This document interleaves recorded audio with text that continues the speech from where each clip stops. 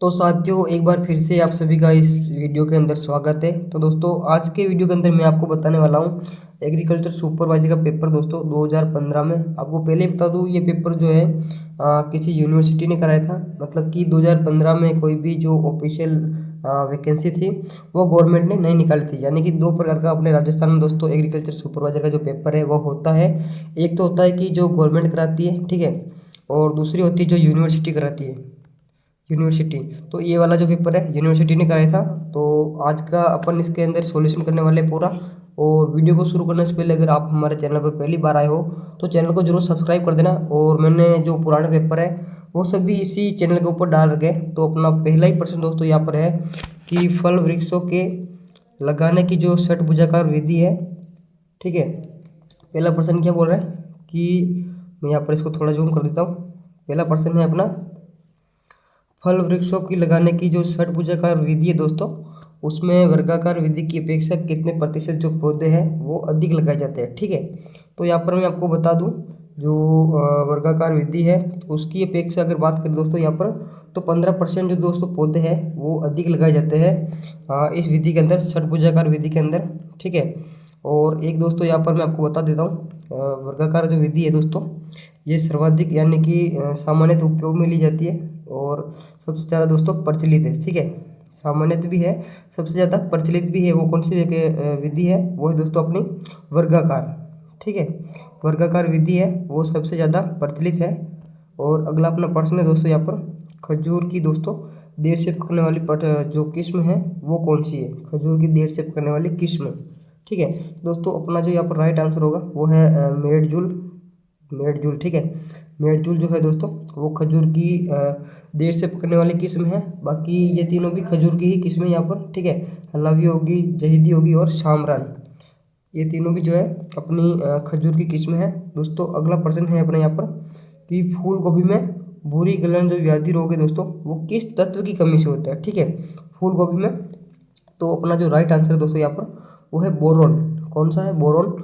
और दोस्तों एक बात तो बता देता हूँ मैं आपको, बोरोन जो है उसकी कमी से जैसे आपने सुना होगा अमरूद, ठीक है, अमरूद हो गया या फिर और भी फल हो गए जैसे अनार वगैरह, तो वो जो फल होते हैं वो जो फट जाते हैं दोस्तों, तो बोरोन की कमी से वो फटते हैं, तो उसको बोलते हैं ब्रोंजिंग रोग। क्या बोलते हैं? ब्रोंजिंग। वो भी किसकी कमी से होते हैं दोस्तों? वो भी अपने बोरोन की कमी से होते हैं ब्रोंजिंग रोग, ठीक है। तो अपना अगला प्रश्न है नेशनल हॉर्टिकल्चर जो दोस्तों बोर्ड है उसका मुख्यालय कहाँ पर है? नेशनल हॉर्टिकल्चर बोर्ड का मुख्यालय कहाँ है? NHB, ठीक है, नेशनल हॉर्टिकल्चर बोर्ड, NHB का जो मुख्यालय है दोस्तों वो है गुड़गांव के अंदर, यानी कि हरियाणा के अंदर, ठीक है, गुड़गांव हरियाणा। तो दोस्तों आपको याद रखना है कहाँ पर है, हरियाणा के अंदर है, गुड़गांव में, ठीक है। और अपना अगला प्रश्न है दोस्तों यहाँ पर वो है राजस्थान में सोनामुखी यानी कि सन्ना की खेती मुख्यतः कौन से क्षेत्र में की जाती है? तो दोस्तों यहाँ पर जो राइट आंसर है वो है जोधपुर, ठीक है। जोधपुर के दोस्तों आपको याद रखना है, इसका एक प्रश्न आता है महत्वपूर्ण है काफ़ी, वो है इस भूगोल, ठीक है। क्या है? इस भूगोल के लिए प्रसिद्ध है, वो भी है जोधपुर। याद रखना आपको, इस भूगोल, इस भूगोल की बात करें तो दोस्तों वहाँ पर भी जोधपुर आएगा, ठीक है। और दोस्तों अपना अगला प्रश्न है दोस्तों यहाँ पर कि बकरे के मांस को क्या बोलते हैं? बकरे के मांस को क्या बोलते हैं? तो यहाँ पर मैं आपको बता दूं बकरे को जो मांस है उसको बोलते हैं चेवन, ठीक है। क्या बोलते हैं दोस्तों? चेवन बोलते हैं। और यहाँ पर पोर्क जो है दोस्तों वो बोलते हैं अपने सूअर के मांस को। किसके मांस को दोस्तों? सूअर का जो मांस है उसको बोलते हैं पोर्क। और आप यहाँ पर देख लेना बीफ जो है शायद गाय के मांस को बोलते हैं, ठीक है, गाय। और बाकी आप इससे रिलेटेड जो भी प्रश्न है जैसे मांस, सभी जानवर का जो मांस दोस्तों अलग अलग होता है, तो आप उसके अकॉर्डिंग एक बार ज़रूर देख लेना, ठीक है। अब दोस्तों अपना जो अगला प्रश्न है यहाँ पर है टैटूइंग। तो दोस्तों टैटूइंग क्या है? तो पहला ही अपना यहाँ पर अगर बताऊँ मैं, टैटूइंग एक विधि है जिसमें दोस्तों क्या जाता है कि एक तरीका है जिसमें पशुओं की जो पहचान करने का जो दोस्तों उसमें तरीका होता है। जैसे टैटूइंग यानी इसमें क्या होते हैं पशु के शरीर पर टैटू बना दिए जाते हैं दोस्तों जगह जगह पर। तो उसमें से क्या करते हैं पशुओं की पहचान के लिए दोस्तों आसानी हो जाती है, इसलिए टैटूइंग करते हैं, ठीक है। और दोस्तों अब अपना अगला प्रश्न है वो है कि दोहरे उद्देश्य वाली जो गाय की नस्ल है दोस्तों वो कौन सी है? दोहरे उद्देश्य वाली। तो दोस्तों दोहरे उद्देश्य का मतलब क्या है? यानी कि एक तो होती है दोस्तों जो बार होता है वो दोहने के लिए जो होती है वो एक नस्ल होगी, एक होती है दूध देने के लिए, ठीक है। तो उसको बोलते हैं, दो ही काम करती है वो, बार भी दो सकती है और दूध भी दोस्तों आपको देती है। तो दोस्तों गिर की बात करूँ तो गिर दूध देने वाली नस्ल है, साहिवाल भी दूध देने वाली नस्ल है, और दोस्तों यहाँ पर जो अपनी नागौरी है वो भी दूध देने वाली नस्ल है। दोस्तों पहले जो पेपर हुए थे ये, इनमें जो है थार पारकर को ही इसका आंसर माना था, ठीक है। लेकिन अब जो 2024 में पेपर हुआ था, पशु परिचर का शायद पेपर था, या नहीं पशु परिचर का नहीं साथ, सॉरी, जो पशुपालन विभाग में वो वैकेंसी होती दोस्तों, एक पशुधन सहायक की, ठीक है, उसमें एक पर्सन आया था। तो उसमें दोस्तों थार पारकर को जो है कौन सी गाय मानी था, दूध वाली गाय मानी था, ठीक है। दूध वाली जो गाय है उसमें थार पारकर को दोस्तों गिना गया था। तो अभी जो नए एग्जाम है दोस्तों उसके पैटर्न के अनुसार थार पारकर जो है वो है दुधारू गाय की नस्ल है एक, ठीक है।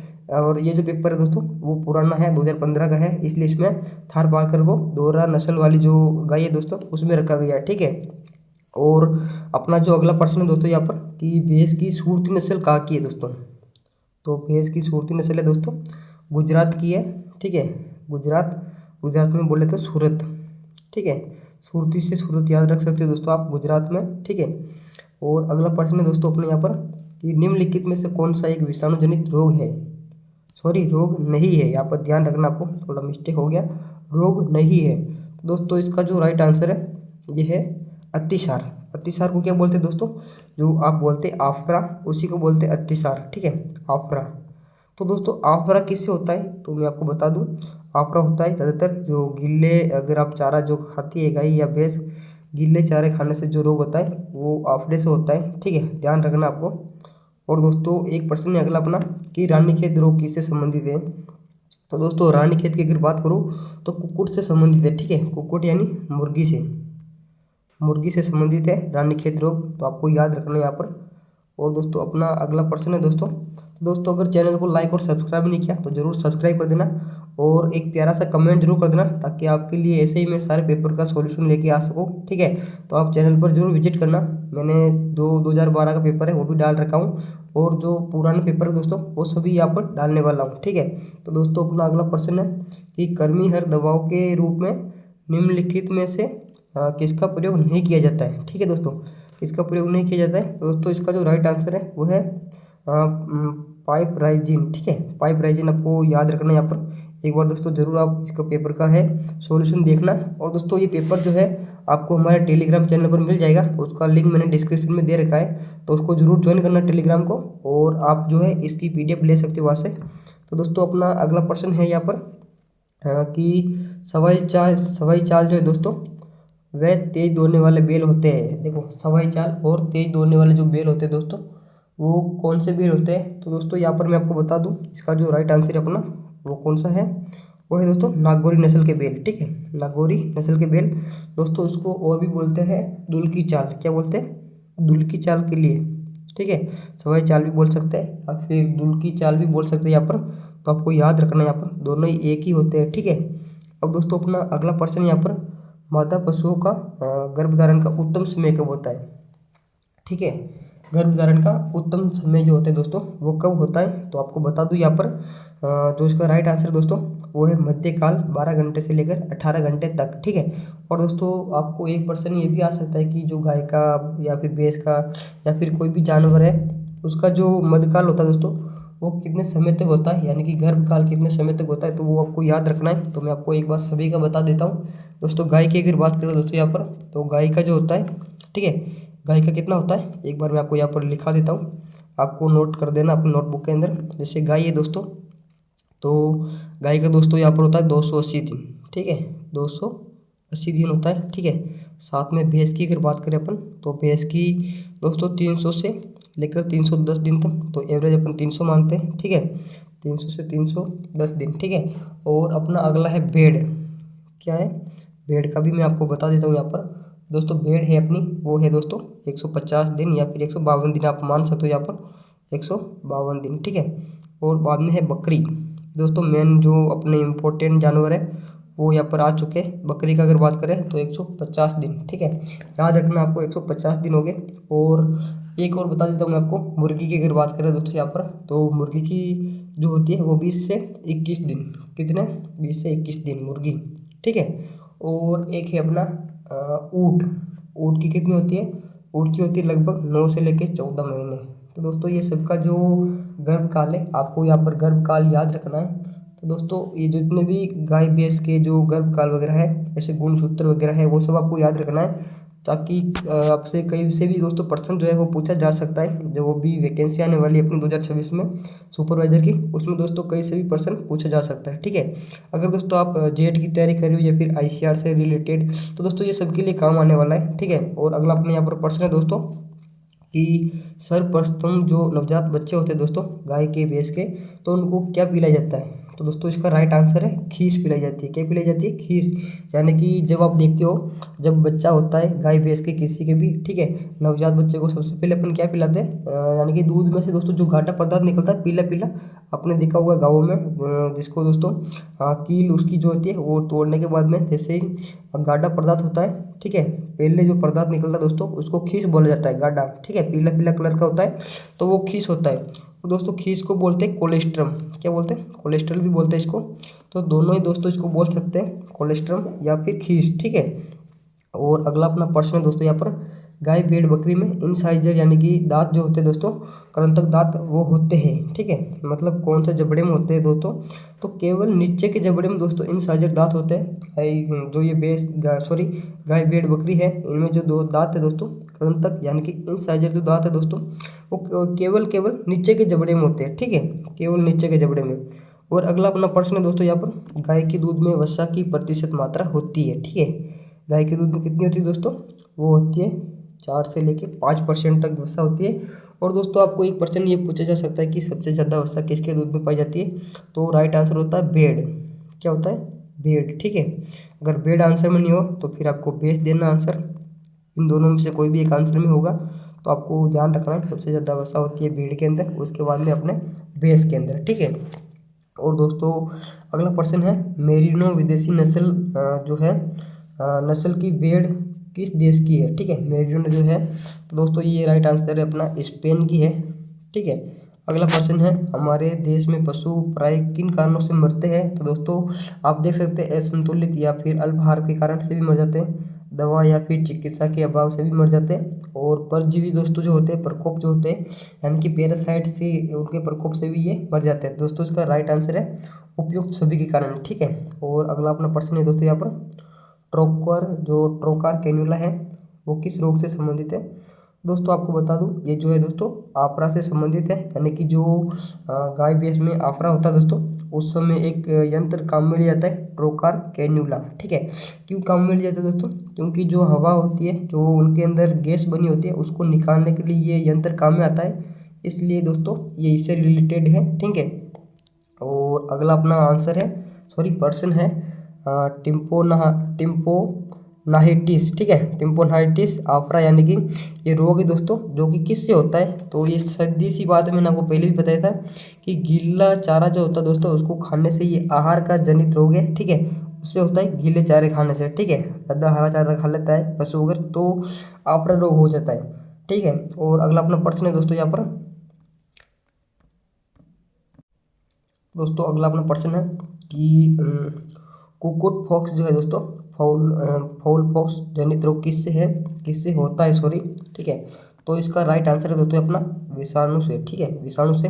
दोस्तों वीडियो को थोड़ा मैं जल्दी जल्दी बता रहा हूँ। ठीक है, वीडियो में जल्दी जल्दी बता रहा हूँ, तो दोस्तों जल्दी जल्दी आप इसको थोड़ा आराम से देख लेना, क्योंकि जो दोस्तों अगर मैं धीरे धीरे बताऊँगा तो वीडियो बड़ा हो जाएगा, तो आप आराम से इसको समझ लेना। और दोस्तों अगला अपना प्रश्न है, पशुओं को आंतरिक परजीवी मारने के लिए कृमिनाशक दवा होती है दोस्तों, वो पिलाई जाती है। तो वो कब पिलाई जाती है?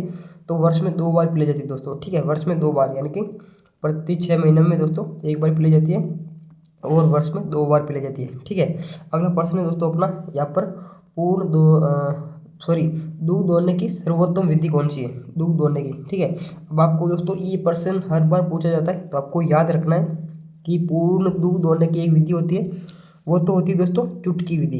यानी कि पशु के थन है, उससे अगर पूर्ण दूध निकालना अपने को, यानी कि सारा दूध निकालना है, तो उसके लिए प्रसिद्ध है चुटकी विधि। और दूध दोहने की अगर सर्वोत्तम विधि की बात करें तो वो है हस्त विधि। और अंगूठा विधि दोस्तों सबसे दोषपूर्ण विधि है, यानी कि इसमें जो पशु के थन है उसमें क्या बन जाती है दोस्तों? गांठें बन जाती है। ठीक है, गांठें बन जाती है। इसलिए ये विधि दोस्तों सबसे दोषपूर्ण है। और अगर पूर्ण हस्त की बात करूँ तो ये दोस्तों सर्वोत्तम विधि मानी जाती है और साथ में वैज्ञानिक विधि भी मानी जाती है। ठीक है, तो दोस्तों अपना राइट आंसर है पूर्ण हस्त विधि। ठीक है, अगला प्रश्न है दोस्तों, कम क्षेत्रफल में चावल की जो नर्सरी है वो तैयार करने के लिए उपयुक्त विधि कौन सी है दोस्तों? तो यहाँ पर डेपोंग विधि आ जाती है। ठीक है, अगला प्रश्न है, शुगर केन कौन सी भाषा का शब्द है? तो यहाँ पर मैं बता दूं संस्कृत भाषा का शब्द है शुगर केन। ठीक है, गन्ना, यानी जो इसकी कौन सी भाषा से ये शब्द लिया गया है दोस्तों? ये लिया गया है संस्कृत से, ध्यान रखना आपको, संस्कृत से। अगला प्रश्न है, पूसा ज्वाइंट किस फसल की महत्वपूर्ण किस्म है? पूसा ज्वाइंट वो है दोस्तों बरसीम की। ठीक है, याद रखना है, बरसीम की। अगला प्रश्न है, जैविक मृदा में जो जैविक पदार्थ होते हैं दोस्तों उनकी मात्रा कितनी होती है? तो 20% से ज़्यादा होती है, याद रखना 20% से ज़्यादा। और अगला प्रश्न है, राष्ट्रीय जैविक खेती की दोस्तों जो संस्थान है वो कहाँ पर स्थित है? गाजियाबाद में है, यूपी के अंदर, याद रखना गाजियाबाद यूपी के अंदर। ठीक है, अगला प्रश्न है अपना कि चूहा नियंत्रण के लिए दोस्तों 1 किलोग्राम विष चूहा बनाने के लिए जिंक फास्फाइड की जो मात्रा होती है दोस्तों वो कितनी ली जाती है? तो यहाँ पर राइट आंसर है 20 ग्राम दोस्तों, यहाँ पर मात्रा है वो ली जाती है। ठीक है, अगला प्रश्न है, सूखे से प्रभावित क्षेत्रों के लिए ज्वार की उपयुक्त किस्म है? जो सूखे क्षेत्र दोस्तों यहाँ पर पानी की कमी है उनके लिए जो ज्वार की किस्म है वो है CSV17। ठीक है, आपको याद रखना है यहाँ पर। अगला प्रश्न है दोस्तों, वर्ष 2011-12 के अनुसार दलहन उत्पादन में राजस्थान का जो स्थान है, राजस्थान का भारत में स्थान कौन सा दोस्तों? ये पूछा गया अपने को। ठीक है, तो वो है दोस्तों तीसरा स्थान है राजस्थान का भारत के अंदर। ठीक है, अगला प्रश्न है दोस्तों यहाँ पर, जैव उर्वरक मानकों के अनुसार राइजोबियम राइजोबियम जैव उर्वरक में बैक्टीरिया के CFU की जो संख्या है दोस्तों वो प्रति ग्राम वाहक सामग्री में कितनी होनी चाहिए? तो इसका राइट आंसर है दोस्तों 1 × 10⁷ C। ठीक है, 7 CFU प्रति ग्राम होनी चाहिए दोस्तों, ये याद रखना है, कभी कभी पूछ भी देते हैं। मेरे को नहीं लगता दोस्तों इस बार इतना हार्ड क्वेश्चन आएगा। ठीक है, तो आप एक बार जरूर इनको देख लेना। ठीक है, और अगला प्रश्न अपने यहाँ पर दोस्तों, नासी जीवों द्वारा होने वाला सकल फसल नुकसान में सबसे ज़्यादा होता है? ठीक है दोस्तों, क्या पूछा गया है? सकल फसल नुकसान में सबसे ज़्यादा होता है, तो दोस्तों किससे होता है? वो होता है खरपतवारों में। ठीक है, खरपतवारों से नुकसान होता है, वो होता है 33%। याद रखना है, खरपतवार जो दोस्तों होता है वो फसल को कितना नुकसान पहुँचाती है? तो दोस्तों 33% होते हैं वो फसल को नुकसान पहुँचाते हैं खरपतवार। अगला है कि चीन का जो चीन नहीं है, यहाँ पर मिस्टेक होगी, चना। ठीक है, चने का जो उत्पत्ति स्थान है दोस्तों यानी कि ओरिजिन है वो है अपना दक्षिणी पश्चिमी एशिया, याद रखना है दक्षिणी पश्चिमी एशिया।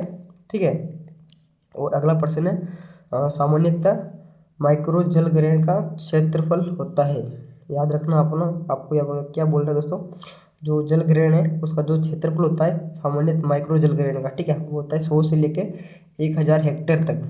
अगला प्रश्न दोस्तों अपने यहाँ पर कि मृदा में सूक्ष्म जीवों की संख्या का सही क्रम क्या है? तो उसका राइट आंसर है दोस्तों यहाँ पर अपना जो लास्ट वाला है यहाँ पर, वो यहाँ पर आप देख सकते हो सही क्रम। ठीक है, संख्या का सही क्रम क्या है? तो सबसे ज़्यादा होते हैं बैक्टीरिया, उसके बाद में होते हैं अपने एक्टिनोमाइसीट्स, और फिर लास्ट में वापस बैक्टीरिया। यहाँ पर मिस्टेक हो गया, कुछ अलग आएगा। ठीक है, या और लास्ट में होते हैं अन्य। और दोस्तों अगला प्रश्न है अपने यहाँ पर, मृदा में केशिय जल किस वायु दाब पर होता है? जो मृदा है उसके अंदर केशिय जल होता है दोस्तों, वो किस वायु दाब के अंदर होता है? तो वो होता है 0.33 से लेके 31 एक्सटोफियर के दोस्तों वायु दाब पर होता है। तो आपको याद रखना है। ठीक है, जो भी मात्रक है दोस्तों उसको आपको रट लेना है एक बार। और अगला प्रश्न है, आम की बीज रहित किस्म है दोस्तों, तो आम की बीज रहित किस्म दोस्तों वो है सिंधु। ठीक है, सिंधु यहाँ पर आम की बीज रहित किस्म है। तो दोस्तों अगला प्रश्न है अपना यहाँ पर कि नींबू में सिट्रस कैंकर रोग है वो किसके कारण होता है दोस्तों? तो उसका राइट आंसर है जेंथोमोनास सिट्राई। ठीक है, जो कि एक जीवाणु है उसके कारण ये रोग होता है दोस्तों।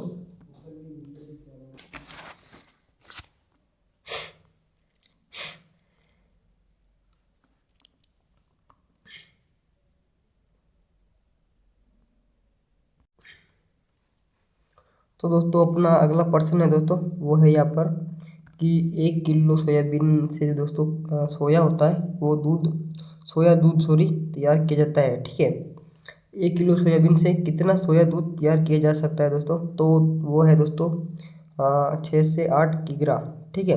6 से 8 किलो दोस्तों जो है वो सोया दूध तैयार हो जाता है 1 किलो सोयाबीन से, ठीक है। अपना अगला प्रश्न है दोस्तों यहाँ पर कि 2011-12 के अनुसार जो तिरन उत्पादन है दोस्तों उसमें राजस्थान का भारत में स्थान कौन सा था? तो दोस्तों वो है द्वितीय, ठीक है, 11-12 के अनुसार। और जो पहला था दोस्तों अपना, वो पहले अपने प्रश्न देखा था वो अलग था और ये अलग है, ठीक है। तो दोस्तों यहाँ पर अपना अगला प्रश्न आ चुका है और इसके अंदर है कृषि शस्य जलवायु जो है दोस्तों क्षेत्र में पौध वृद्धि काल की उपयुक्त गणना के लिए वर्षा तथा अधिकतम वाष्प उत्सर्जन के अलावा अन्य जो मुख्य कारक है दोस्तों वो कौन कौन से है यहाँ पर? तो मृदा में नमी दोस्तों है, भंडारण क्षमता, ठीक है। तो इसका राइट आंसर है मृदा में जो भंडारण क्षमता दोस्तों वो है। तो दोस्तों ये पेपर है दोस्तों, ये पूरा क्वेश्चन पेपर है, आप इसको एक बार देख लेना, ठीक है। आप देख सकते हो दोस्तों इसका जो पूरा पेपर है दोस्तों पीडीएफ है, मैं अपने टेलीग्राम के ऊपर डाल दूंगा। और दोस्तों कुछ भी समझ नहीं आए हो तो आप एक बार वीडियो को अच्छे से देखना, क्या पता मेरे से भी गलती हो सकती है क्योंकि मैं भी एक स्टूडेंट ही हूँ। तो दोस्तों एक बार जरूर चेक करना आप इसको, ठीक है। टेलीग्राम का मैंने लिंक दे रखा दोस्तों डिस्क्रिप्शन के अंदर, आप वहाँ से जाकर इस पीडीएफ को डाउनलोड कर देना। और 2012 का पेपर है वो भी मैंने इसी चैनल पर डाल रखा है, तो आप जरूर देखना। थैंक यू दोस्तों, मिलते हैं एक और नई वीडियो साथ में। जय हिंद।